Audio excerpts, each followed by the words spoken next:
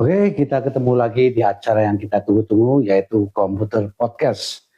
Kali ini saya akan memanggil seorang alumni yang sudah sukses, ya, alumni dari D3 Teknik Komputer. Langsung saja kita sapa, selamat datang Mas Vicky. Panggilannya Mas Vicky ya? Iya, betul Pak. Nah, lengkapnya Muhammad Vicky Herinsah ya? Iya, betul. Iya. Kita nggak pernah ketemu nih, tapi ya paling tidak kenal wajah lah dengan saya. Ya Mas ya. Oke Mas, bisa ceritakan tentang Mas Vicky itu dulu lulusan tahun berapa di D3-nya? Dulu saya lulus di D3 itu tahun 2022. 22 Lulusnya. lulus Saya, ya? ya, saya masuk di tahun 2019. Oh, pas COVID berarti ya memang ya? Waktu itu 1 tahun berjalan belum COVID, terus lanjut tuh ada COVID yang full online gitu. Online semua ya, Iya. betul. Terus saya ya kayak layaknya mahasiswa lah, saya kuliah dari 2019 sampai lulus. Kemudian waktu itu saya sebenarnya dulu tuh nggak pernah dibolehin kuliah awalnya, Pak, karena terkendala juga dari segi ekonomi. Terus akhirnya saya tuh meyakinkan orang tua saya bahwa saya itu pengen kuliah, dan saya serius buat kuliah. Terus akhirnya saya direkomendasikan ke sini masuk di teknik komputer. Dulu sekolahnya SMA, SMK? Saya dulu SMA Pak, di Bulakamba. SMA ya. Terus akhirnya saya nggak pernah tuh ikut kayak tes di PTN dan sebagainya. Opsi pertama dan utama itu ke sini. Langsung? Iya, langsung ke sini. Dulu kan namanya pasti Poltek nih ya? Iya, dulu masih Poltek Harper. Terus awalnya juga bingung juga mau masuknya jurusan apa kan. Waktu itu rencana pengen ke akuntansi, terus nggak dibolehin. Akhirnya udah masuk teknik komputer aja. Jadi yang menyarankan dari orang tua masuk ke teknik komputer. Orang tua sama kakak juga waktu itu. Akhirnya masuklah kuliah, ya layaknya kayak mahasiswa, saya kuliah. Tapi dulu tuh saya sama sekali nggak tahu tentang dunia IT, Pak. Blank sama sekali ya? Iya, benar-benar dasar dari SMA lah ya? Betul, benar-benar kosong lah dari nol. Bahkan saya tahu IT aja benar-benar mulai pas di komputer. Dan semester 1-2 saya biasa nggak terlalu paham juga. Akhirnya saya baru mulai itu di semester 3 sampai sekarang itu saya benar-benar kayak mendalaminya. Nah, terus motivasi oleh apa itu Mas? Awalnya nggak tahu ya Pak, saya tuh prinsipnya dari dulu ngalir aja sih. Jadi prinsip saya ya udah, kalau saya lagi jalanin opsi ini ya saya ngalir aja. Yang penting saya itu tetap ada usahanya gitu. Kayak berusaha, ya namanya mahasiswa ya kita belajar dan sebagainya. Terus akhirnya ya karena keseringan belajar setiap hari, buka laptop tiap hari, akhirnya ya bisa sendiri gitu. Sampai bisa kayak ngoding, bisa ya yang saya senangin lah waktu itu. Nah biar nanti pemirsa tuh tahu yang tadinya nggak tertarik dari dunia IT, sekarang malah jadi tertarik ke dunia IT kan. Nah setelah lulus D3 itu langsung melanjutkan atau? Dulu saya tuh awalnya nggak dibolehin lanjut lagi ya Bang. Terus saya meyakinkan, iya belum. Saya tuh lulus. Terus baru berapa bulan setelah lulus, aku tuh dulu ini karena di sini kan ada D4 juga tuh Pak. Terus saya cari-cari info tuh. Awalnya saya mau di luar Poltek, cuman nggak ketemu-temu karena carinya yang bisa dilajukan. Waktu itu akhirnya saya coba iseng tanya ke TI dan tanyalah kayak biaya. Terus akhirnya saya lanjut tuh di D4. Kan dulu beda kan, dari D3 Teknik Komputer ke TI kan basicnya beda. Kenapa? Iya. Memberanikan diri untuk melanjutkannya ke TI, Mas? Sebenarnya sama, dulu tuh modal nekat sih Pak. Kayak waktu masuk komputer aja saya modal nekat. Terus saya juga modal nekat lagi masuk ke TI dengan basic saya yang dulu tuh di komputer ya lebih kayak ke IoT, walaupun memang tetap ada pemrograman softwarenya juga. Terus akhirnya saya modal ya bisa dikit-dikit lah waktu itu. Setelah lulus akhirnya saya coba lanjut 1 tahun tuh waktu itu. Awalnya saya mau cari yang benar-benar langsung kayak skripsi gitu, maksudnya ngambil semester 7 sama 8 langsung tuh. aja. Terus ternyata nggak tahu kenapa waktu itu di TI itu ada program yang 1 tahun itu 4 semester. Jadi saya harus ngelewatin semester 5 dan 6 dulu. Oh gitu ya, jadi memang ada program percepatan mungkin ya? Iya.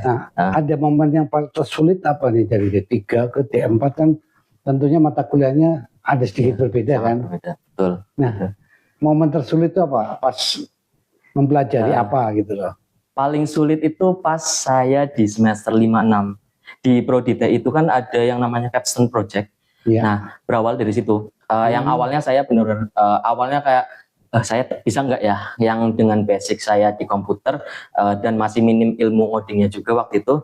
Akhirnya saya coba men-challenge diri saya sendiri. Jadi berusaha saya coba setiap hari, bahkan kayak saya buka laptop itu setiap hari Pak, kayak coba ngoding. Kalau misal saya sudah pernah nyoba saya bisa nih, terus saya lanjut lagi nyoba ke hal-hal yang lain gitu. Dan setiap hari sampai detik ini saya buka laptop itu paling breaknya itu paling kayak minggu dan setiap hari. Iya. Nah, ya alhamdulillahnya ada hasilnya gitu Pak. Dan dari situ saya ada hasil di semester 5-6 waktu itu di TI itu yang gencarnya tuh di AI. Nah, itu saya juga belajar, iya. Jadi di komputer saya udah ada bekal pemrograman web. Yang D3 ya, D3. Pemrograman web, kemudian IoT. Mungkin kalau di IoT itu saya kurang terlalu bisa. Jadi lebih minatnya ke software waktu itu. Kenapa saya milihnya di TI? Gitu kan. Terus kemudian ya udah saya ngalir aja dan sampai sekarang alhamdulillah bisa gitu. Memang ya momen-momen tersulit bisa-bisalah dilakukan ya. Iya, betul. Nah, setelah lulus dari D4 langsung kerja. Setelah lulus waktu itu saya sempat ditawarkan ngajar nih di TI waktu itu. Saya kurang 1 bulan wisuda, kemudian saya ditawarkan waktu itu sama Pak Slamet sama Pak Fikri. Kemudian Mas mau nggak? Iya, awalnya Mas mau nggak ngajar gantiin Pak Slamet waktu itu kan sedang menempuh S3 awal-awal tuh. Terus akhirnya saya kebetulan belum punya kerjaan juga waktu itu kan Pak. Akhirnya saya coba batu loncatan. Saya memang dari dulu juga sebenarnya cita-cita saya pengen jadi dosen juga Pak. Senang ngajar. Iya. Dulu malah planning utama tuh saya pengen jadi dosen, saya pengen S2. Terus ternyata nggak tahu kenapa ada batu loncatan tersebut. Saya ditawarkan, saya sempat ngajar itu 3 semester. Oh lumayan. Iya, 3 semester. Dulu juga waktu semester yang kedua kali ngajarnya saya sama di komputer juga, di pemrograman web 1. Di D3-nya? Iya, D3 juga. Kalau di TI itu saya ngajar di pemrograman merek atau kayak matematika numerik gitu Pak, yang pakai Python lah. Wah, luar biasa nih Mas Fik ini. Memang kalau saya lihat di sini juga di CV-nya tuh pengalamannya luar biasa. Yang saat ini bekerja sebagai full stack engineer ya. Iya. Itu teknis dasarnya apa Mas? Yang skill yang harus dimiliki oleh full stack ini Mas? Sebenarnya karena full stack itu biasanya lebih ke web development ya Pak. Jadi karena dulu tuh saya ya memang minat di web development.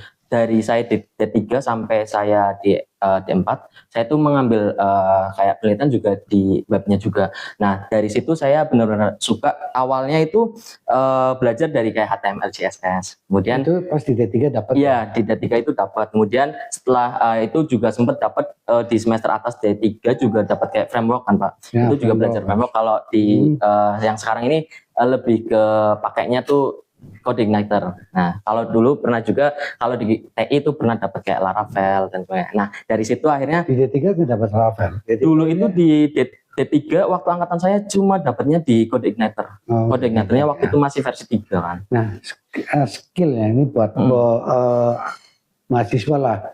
Skill apalah beberapa skill yang harus dimiliki oleh mahasiswa itu apa aja sih? Dasar sih yang kita bisa bersaing untuk nanti lulusannya. Iya betul. Kalau skill ya khususnya di bidang IT nih Pak, kita terus punya ya atau nguasain beberapa bahasa pemrograman lah. Misal kayak kalau misal mau pakai di web development mungkin bisa ke PHP, kemudian kayak belajar framework kayak Laravel atau CodeIgniter. Nah itu harus bisa ya skill itu ya. Apalagi di zaman sekarang ada yang namanya AI juga kayak Python dan sebagainya, itu juga sekarang di perusahaan-perusahaan juga banyak yang pakai kayak JavaScript itu kan banyak tuh anakan-anakannya. Nah itu juga nanti pemirsa itu harus dengerin ini. Ini ilmu nih. Nah tapi kan kita balik lagi ke D3 ya. Materi kan tidak semuanya diajarkan oleh dosen full ya. Iya betul. Apakah Anda nambahin belajar itu dari mana? Apakah dari YouTube atau dari mana nih? Iya dulu saya juga sempat kaget sih Pak. Pertama kali masuk dunia perkuliahan ya.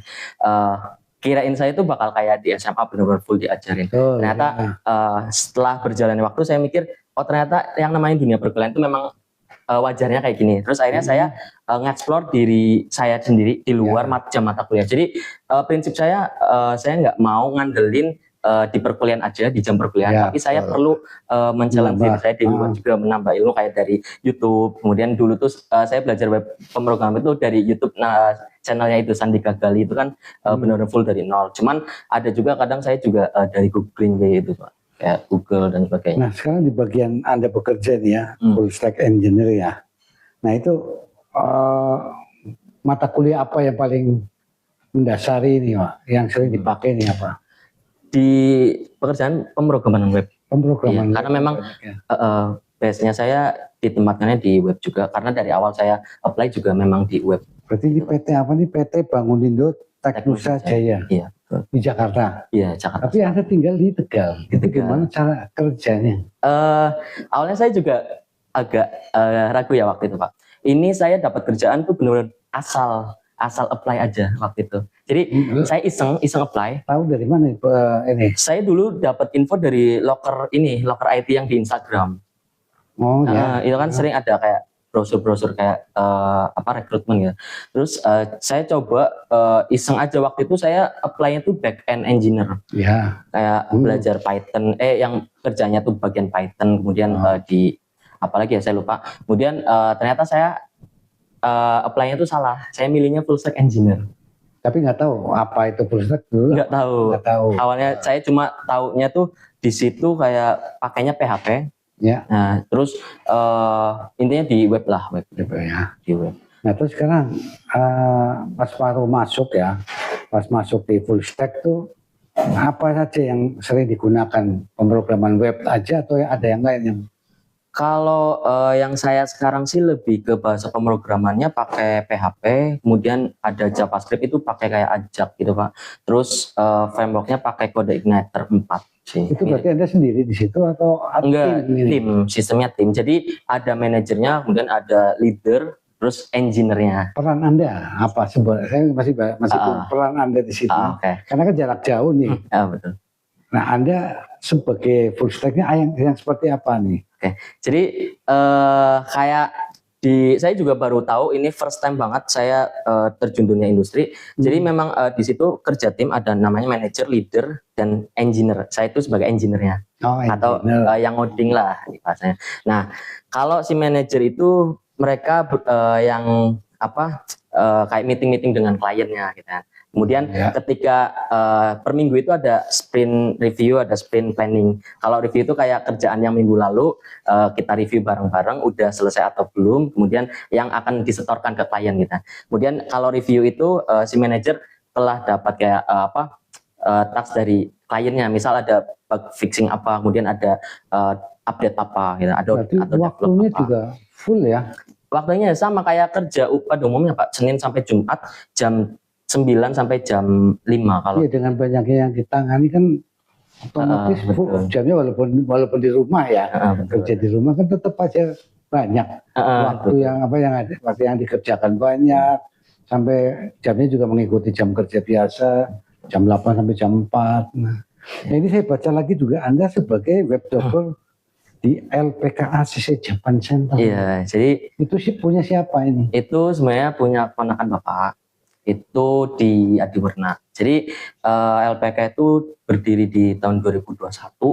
Nah, waktu itu saya juga lulus kan 2022 tuh. Saya masih bingung. Saya cuma ngajar nih part time di kampus. Kemudian saya coba nih tawarkan bapak saya masuk ke sini aja, jadi ini aja, maksudnya kayak develop karena waktu itu belum ada IT-nya juga. Akhirnya saya masuk ke situ. Web developer ya, staff IT. Iya, jadi saya buatin webnya LPK kayak pendaftarannya, kemudian kayak manajemen sistemnya dan sebagainya. Tapi LPK-nya ini memang khusus ke Jepang, khusus untuk memang ke Jepang. Bidangnya tuh macam-macam sih, kayak di perusahaan kayak PT, kemudian ada juga kayak yang di pertanian, perhotelan dan sebagainya sih, kayak gitu.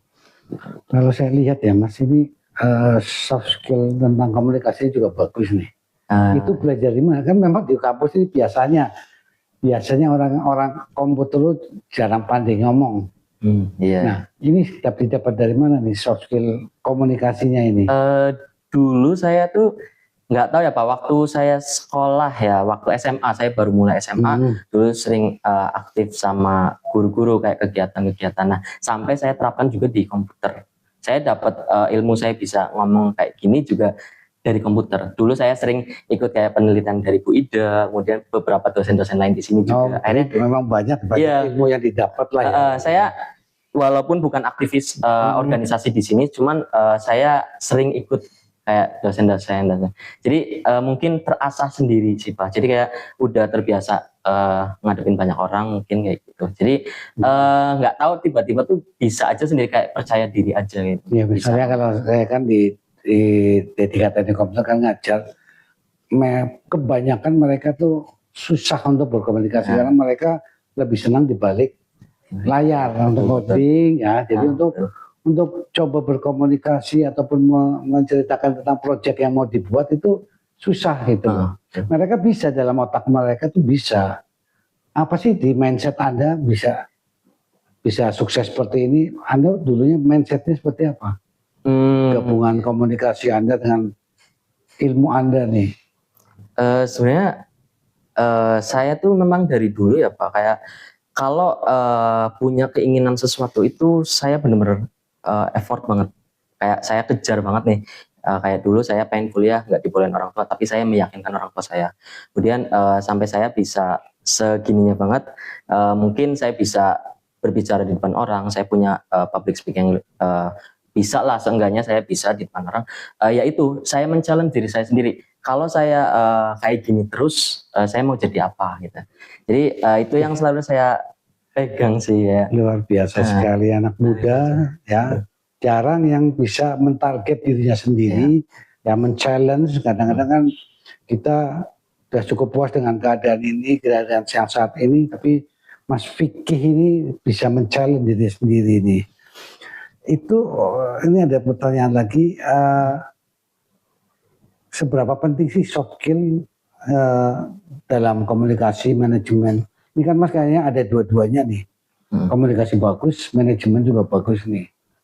Apa sih dipelajari dari mana lagi tuh? Menurut saya komunikasi memang penting Pak, apalagi setelah kita lulus kuliah. Karena kalau kita punya skill tapi kita nggak punya komunikasi atau manajemen waktu yang baik, itu juga apa ya, kayak kurang di. Dulu waktu kuliah, circle-nya anak-anak kuliah atau ada tempat lain nih? Saya cuma anak-anak kuliah. Cuman karena memang saya kalau di rumah itu introvert Pak. Kalau di kampus itu kebalikannya.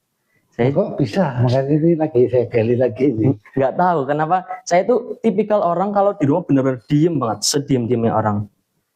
Iya, saya sama keluarga aja, misal kayak saudara, saya nggak ngomong seperlunya aja. Tapi kalau udah di luar rumah, saya tuh merasa kayak saya punya percaya dirinya tuh lebih, apalagi sama teman. Nah itu lah. Nggak tahu, saya memang tipe yang kayak gitu Pak. Maksudnya ya teman-temannya dulu ya, satu circle itu dulu saya ada 9 anak.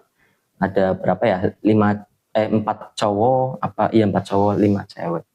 Masih sekarang hubungan dengan alumni-alumni? Masih ya? Masih. Ada yang ikut bekerja di situ juga? Nggak ada, saya sendirian. Itu saya juga survive sendiri ya waktu itu, iseng aja ternyata lolos. Tapi saya juga kalau ada loker nih saya tawarin ke teman-teman. Bagus sekali. Nah ini kami juga pengen ya, karena Mas dilihat oleh kami itu sukses lah ya di bidang IT. Ada nggak saran-saran buat anak SMA, SMK yang mau meneruskan kuliah nih? Sebaiknya ambil apa? Sebenarnya kalau misal ya, kita itu dari SMA dulu ya. Kita kalau mau ngambil kuliah itu jangan mikirin ego sih. Misal ego kita sukanya di bidang seni, cuman kita harus lihat prospeknya juga. Nah itu yang saya terapkan, saya harus punya mindset ke arah sana gitu. Ya. Jadi jangan cuma saya mikirin egonya saya sendiri, saya pengen masuk seni misal, tapi kedepannya saya nggak tahu saya mau apa gitu ya.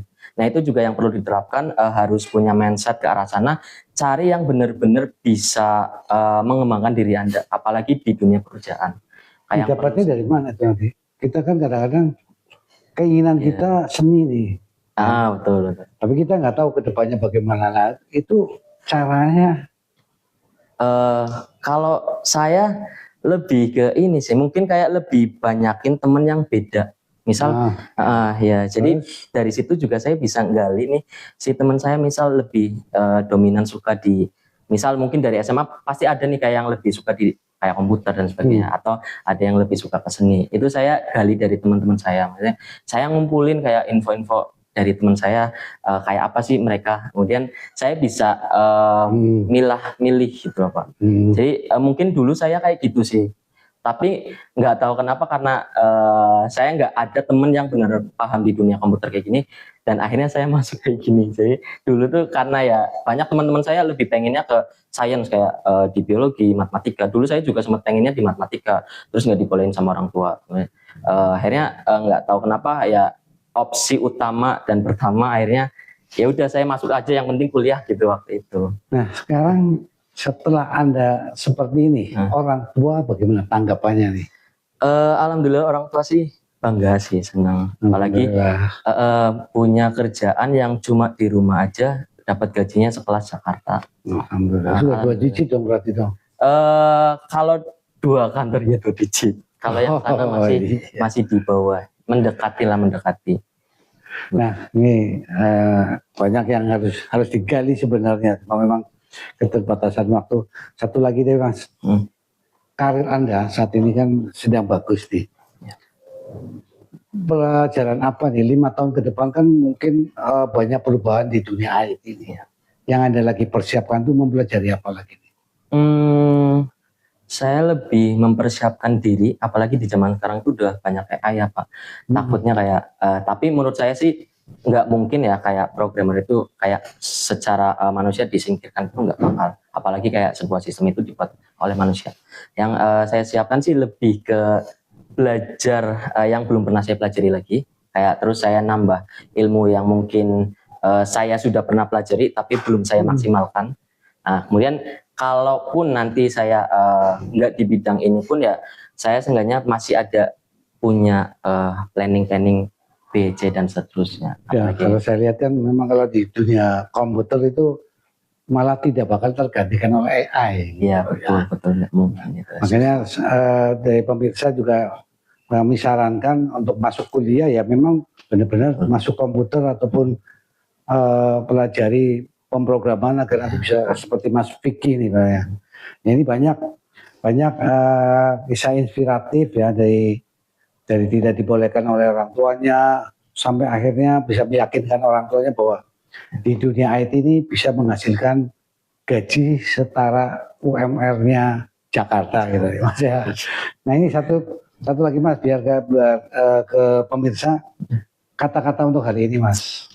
Kata-kata hari ini, kalau dari saya pribadi, tetaplah jadi diri sendiri, jangan pernah takut mencoba. Lebih takut kalau kita nggak mencoba sama sekali. Oke, luar biasa sekali. Terima kasih Mas Vicky.